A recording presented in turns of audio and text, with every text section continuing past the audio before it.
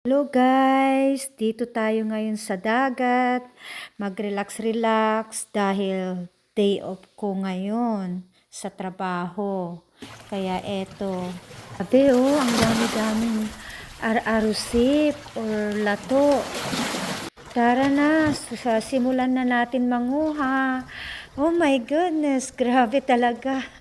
Ang dami. First time ko itong na-experience, manguha ng mga ar-arusip or lato. Oh my God, grabe, ang saya manguha. Dito ko lang itong na-experience na manguha ng mga ar-arusip or sea grapes. I never done this when I was in the Philippines.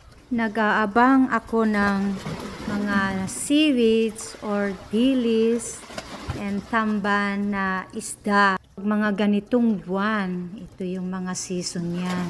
Ito, ang buhay ko dito, naghahanap ng pwedeng makapag-relax-relax and at the same time, pwedeng makakuha ng seaweeds or dilis or tamban. Super saya kasi sobrang nakakatuwa as in. Oh my gosh, Malu! Ang dami na yan, lato, ang daming rarosip, Malu! Okay, today is June 4 at Jetty Park. Malu is a lot of lato. Oh my gosh!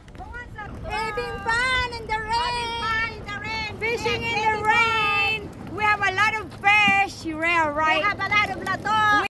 Kainan na! Eto, magbra-brunch na kami bago kami magsiuwi.